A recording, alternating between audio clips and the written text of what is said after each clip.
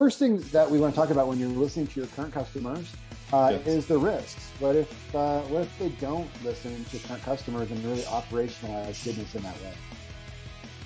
Yeah, before we just jump to the obvious risk, kind of one of the biggest thoughts I had is if I'm not listening, if I'm not staying in that pursuit of the customer, somebody's pursuing my customer.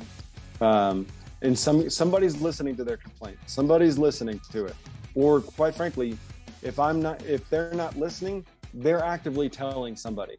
And in any relationship, and again, we're talking about business, but welcome to the Howie and Beastmode podcast, where we discuss all things business, including growth, strategy, and execution, as well as personal and professional development. Let's join Howie and Beastmode in conversation. Business and in career. Thanks for coming up with that topic. It's going well, actually. It's pretty useful. Yeah, it's so relevant. And as we've been diving into it, there's so much, the depths of it are just so intriguing that I'm having so much fun. So tonight's going to be really, really enjoyable. Yeah.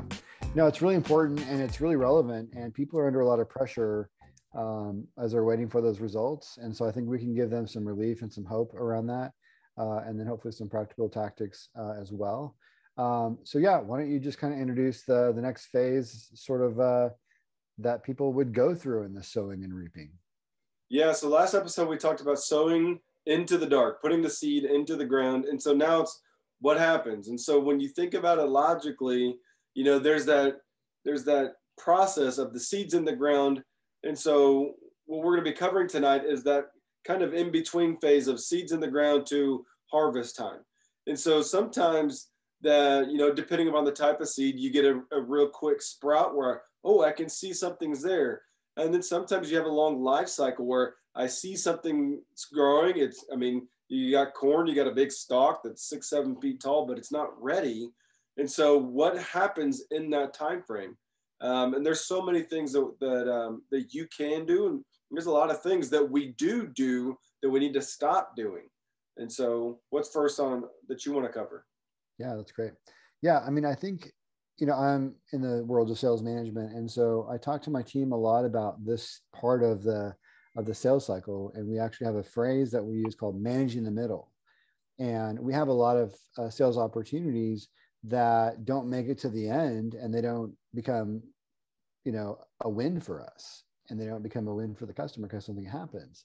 And we find that deals die in the middle, right? So how is it that once I've planted seed and I started working on a deal in this particular example, what are some tactics and things that I can do to nurture the opportunity or you can use to nurture your business or your entrepreneurial endeavor? And so I think we can give some practical ideas around that.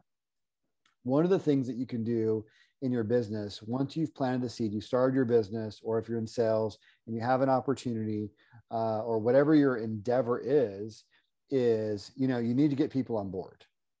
And to get people on board, what they need is they really need inspiration and they really need education. And so, and really that is going to be the way to influence people to move things along a process, right? So you've planted the seed, you've brought the idea up, and you're trying to, instigate change in your company, or trying to sell something, or trying to build a business, or whatever it may be.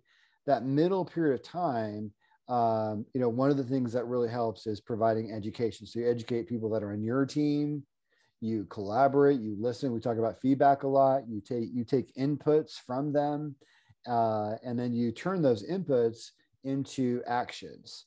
And those actions you turn into kind of like repeatable processes and education. And that can lead to true insight. So I'll just give you an example. So when I started at this company that I'm with right now, I started observing that we had this problem of, what do you do in that darkness? What do you do in the period of time where you're trying to develop an opportunity?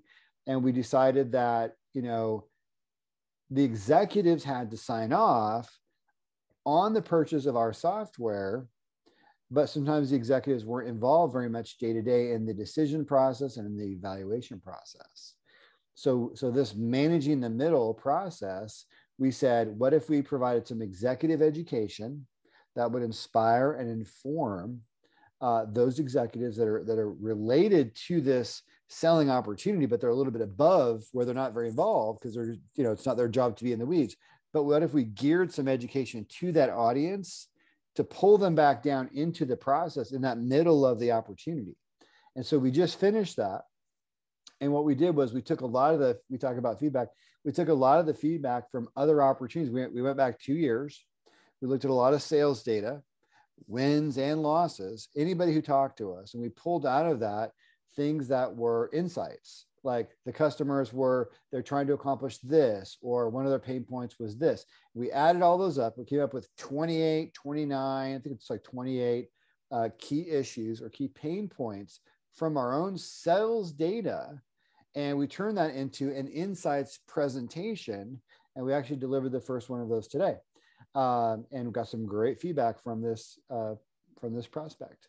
But there's that opportunity to, educate an executive by using insights you probably have already in your company, just by taking it from sales data and from feedback and turning that feedback and data into insights, which then can educate people at the people that you're trying to sell to. And the same thing can happen if you're just trying to drive organizational change of some kind. You plant the seed and you've got that darkness. We talked about, sowing into darkness.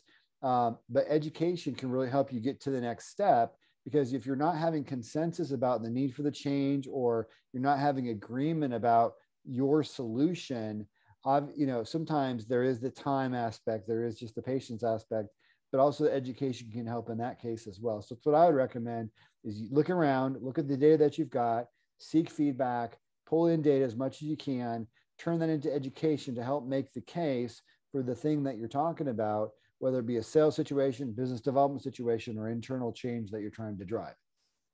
So what I'm hearing from you is the education is a time validator, is that the more I can educate my team, or I can educate up, or as we've talked about, educating down, what I'm doing is I'm getting buy-in to my team to let the seed do its thing. Let it, number one, let it begin to grow. Don't pull it out of the ground. And then number two, it's growing. So, we need to keep buying ourselves the time, so that way we're not moving to something else. Is that what you're saying? Yeah, I think so. I think you're buying yourself time. You're also watering that seed and nourishing it at that time as well. Because the thing about it is, there's a famous phrase that everybody knows called "time kills all deals." And time is kind of the enemy of deals, but it's only the enemy of deals if you're not watering and you're not nourishing. And so it is like you're saying, it is sort of like turning that time between sort of like point A of planning toward the final decision or the final outcome of your business. You're basically enriching and nurturing it with knowledge and insights and reasons people should move. It's definitely making the most of that time and making that time effective.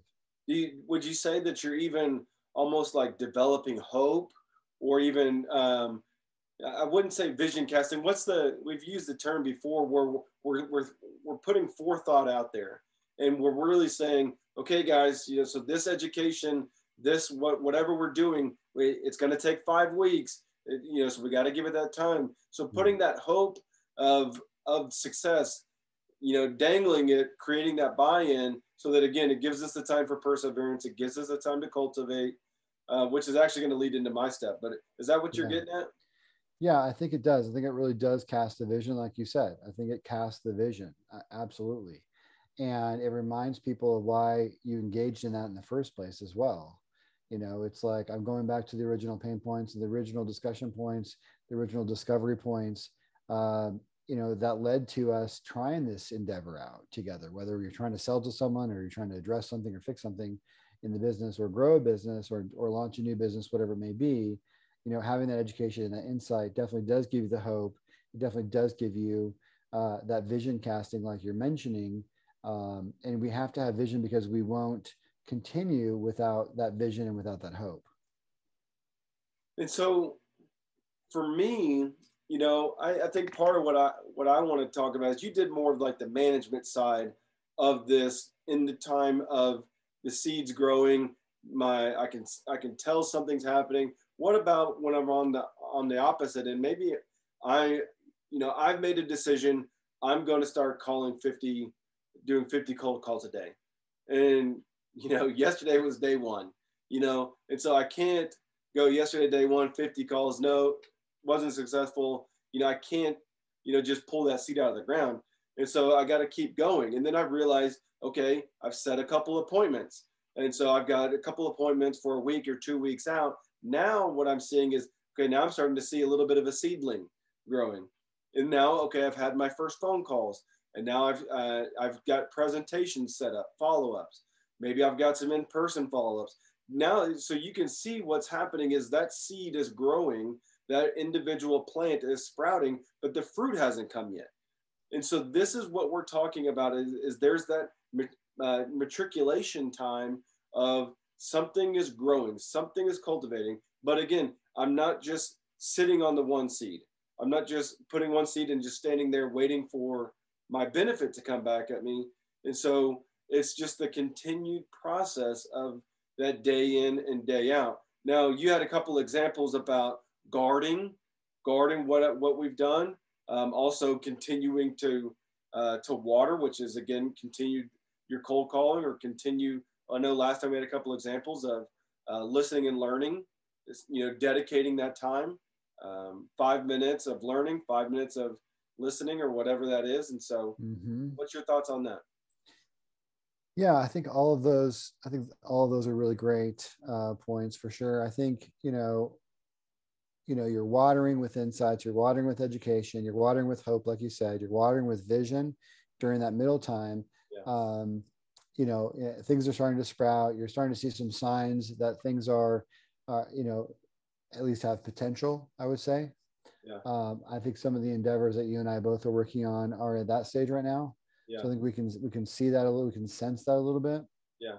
And I think all of that is really great. We called it imagination, by the way. Yeah. Imagination. Yeah. So we're expanding the imagination of what the seed can do, whether it's for ourselves or whether it's for that individual. So again, you've had that first phone call. So now you're expanding the imagination of what a partnership could look like, what our product, our service could be like for you. And then again, you're educating up. So you're expanding the imagination of just hold on 2 more weeks or 3 more weeks. I do have a trick with this one. So one of the things that you can do is you can kind of make up some imaginary success metrics during the time that you aren't sure about things, you're building things. You have to build as though it were going to work. And so if you said, hey, guess what? Every 150 phone calls, I'm going to have a meeting. And you just set that up as a fake rule. You just make it up. Yeah. Because it's not that it doesn't really matter. It just basically moves your direction, right? And so if you set up some metrics like, hey, we're going to do 5 lunch and learns. And by doing 5 lunch and learns, we're going to get 1 meeting a piece. And out of that 1 meeting, we're going to close 2. So we're going to close 2 out of 5. Our average sales price is this. My cost for the lunches is this. And so we're going to net this much profit over a period of our standard sales cycle. And even if you don't have that data, you can make it up and say, well, my standard sales cycle is 75 days, right?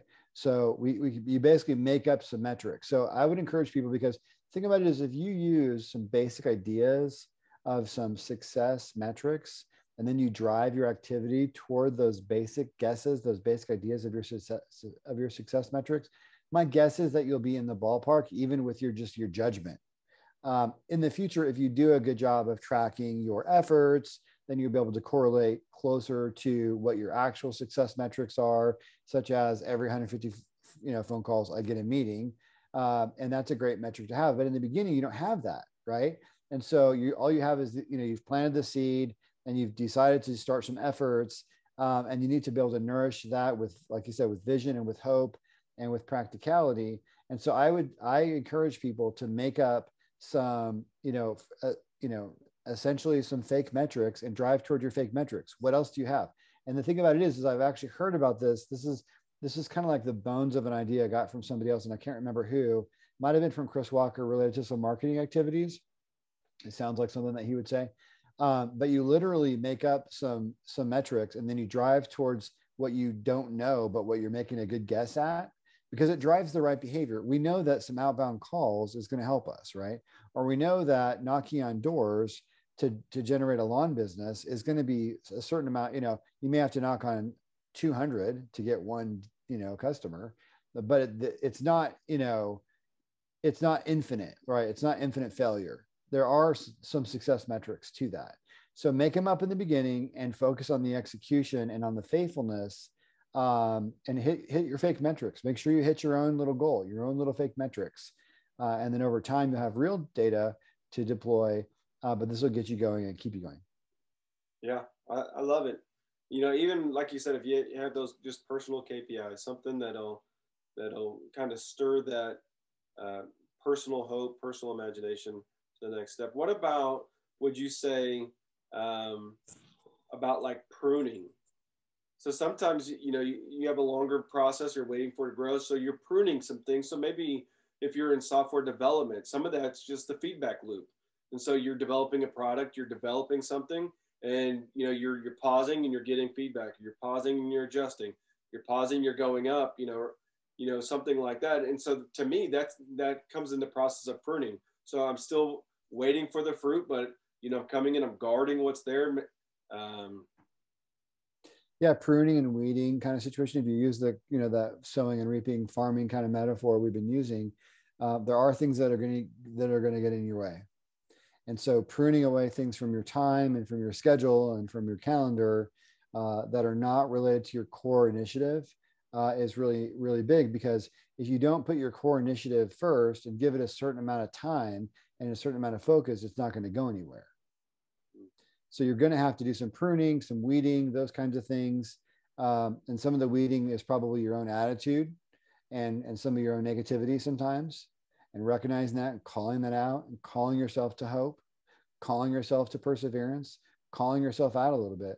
But it also could be things that are in the way that are not necessary on your calendar, or it could be initiatives that, it's not really part of the core mission. And it's a good idea, but I can't do everything. So I'm going to trim that out. So I'm going to prune it, like you're saying. So it could be weeds, which, try to really grow up and choke your time and choke your calendar. Or it could be pruning of saying, this is not on mission, and I need to have 1 to 2 things on mission. And that's all I have time for. Yeah. In your example of a lunch and learn. So maybe in the beginning, you had this metric of, we're going to do 5, we're going to close 2, but after 90 days, we did 5 and closed 0. And so maybe it's, okay, we're going to prune this and go a different direction.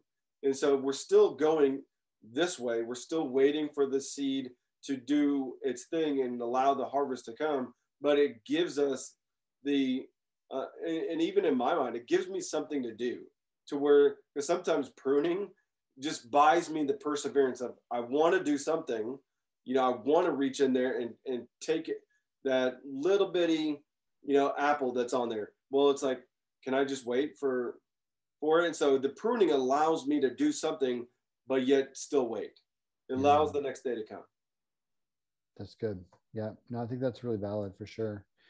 Other things that we can do kind of in that middle season where we're seeing, something, we're maybe seeing little sprouts of some kind of hope, some kind of results. I think what we can do also is we can try to take that as a sign that maybe we're in the right direction. We have the right seed for the right soil in the right season. And so one of your favorite words, as far as being in the right season. So I feel like taking that evidence and doubling down on what's working is a really, really good tactic in sales and marketing and business, process improvement, those kinds of things. You know what? If it worked over here, then why can't it work over there? You know what I mean? Honestly, I know the process that you're driving in your company right now, and just having the level of fruit that you're having right now is enough encouragement that, as you know, because you've helped me, we're deploying that in my situation. And I don't even work for the same kind of company as yours. But the things that you and I talked about in the fall, you just went ahead and did. And you're seeing, some sprouts of, in that business development process, which has led me to say, you know what? I can try that same thing over here, even though it's different. in terms of the application of it, but the process and the method and the vision of it is applicable. So I do think looking at the evidence of the green sprouts and the little successes and trying to transplant those successes into other areas is a great thing you can do in this middle time as well. Yeah. What about the example that I know that you had brought up in prep about, the shelf life of different seeds, and how they grow, the bamboo example and things like that. Yeah. I mean, I don't remember the example specifically, but I will say in a more of a general way that we have certain things, you may only have that short-term evidence for a while. You may not have the full harvest initially. And so the ability to really have some patience and perseverance is part of this game. We try to talk about practical things as much as we can, but let's face it, some of this is a psychological game. So you need to find ways to encourage yourself. And so, one of the things that you just mentioned a minute ago, which was the ability to, kind of do vision casting, and looking at some of your data and looking for patterns and signals in that data. I think those are ways to encourage us. I think also setting up these, kind of like fake metrics, like basically little mini goals that if I do this, then this will happen. Just give yourself some direction, or as you said, give yourself something to do. I think those are all good ways to help your psychological game. Another thing in the psychological game, though, is you're going to have to get some rest. Let's be honest. People that are in business sometimes don't do that. And it's actually a critical part of your success as well, is your longevity and your energy. And so getting that rest, giving yourself permission to rest. You can go through surges and short-term times where you're working, late into the night. That's fine. But then just get some rest and make sure you're managing your psychology and encouraging yourself through some of those ways. Yeah. And really the two examples, would be, so bamboo has a real, it takes 2 years for it to grow 2 inches. And then after that 2-year mark, then it begins growing exponentially. And so if you look at it and say, it's been 90 days and it's only this tall, what the heck? Well, again, but and I don't realize that it's bamboo, that it's about to sprout exponentially. Again, like the engagement strategy that we've been working on with JL, it's taken a lot of time, and I can see something, but it hasn't just, blown me away because it's not wheat. Wheat will grow up and grow really fast. I can come in there and I can harvest it multiple times in one season. Whereas again, like bamboo, it doesn't. And so you gotta be able to weigh those different aspects of it. And it kind of leads us into the second part of this, and that's the cautions of what not to do. So we're in this time of, and so one thing we don't want to do is we don't want to just, we got seed in the ground, and just like we talked about, it's been a day or two or a couple of weeks of cold calling. I don't want to give up. I don't just want to just till the ground up and tear up all that seed and all that greenery that's been growing because I don't have the fruit yet. There's some cautions that we got right before we're almost there. We're almost to harvest time. And so there's a couple of cautions we just got to be careful with. Yeah, I think two that I can think of right away are, don't quit. So many people do quit, and the finish line is actually around the corner. They just can't see it right now. So don't quit. I had to experience that during my job search during the pandemic. It's hard to find a job during a pandemic, especially when you are in a specific technical niche like I was. And then you're also trying to repeat being a manager, which I was as well. So it's like an audience within an audience within an audience within a pandemic. So it was a multi-month tough time, and I had to have that perseverance because I had to have the mindset that literally one phone call could change things. I shouldn't judge things by short-term, signals, because the short-term signals are really showing me the past. They're not showing me the future. So I think perseverance is really a big part of it during this time. Yeah, I love that about not giving up. I was listening to a podcast today, and they talked about that when you quit, when you give up, you're not giving up on today. And most people think I am giving up on today. And what you know, you're actually giving up on tomorrow. You're giving up on the future, and you have no idea what that may hold. You know, and the example that they were talking about is they wanted to give up because, you know, it'd been a year or 2 years and the output was so small. But after 20 years into business, now their output is huge. And so if they would have given up in year one, they're not giving up on what they're currently dealing with. What you're giving up on is that 20-year output of what's there, you know, from year 1 to year 20. You're giving up on 19 years if you give up right now. That's smart. So. Yeah. Yeah, people lose actually all their work just from giving up. Yeah, good perspective, for sure. Some of you know on the Howie and Beastmode podcast, we come from a faith background. So we love business, strategy, growth, and execution, as well as career development, but we do come from a faith background. And although we don't overtly talk about that as much, we actually have something that's pretty encouraging that Beastmode shared with me today, that I thought we should just share with all of you that happens to have a faith and business aspect to it. Beastmode, what do you got? Yeah, so we were talking a little bit in our prep about gifts, and you have a particular gift that God gave you, a foresight, seeing things in advance. But some of you may have been given a gift of wisdom or knowledge, boldness, whatever it is. And oftentimes we can use those giftings outside of for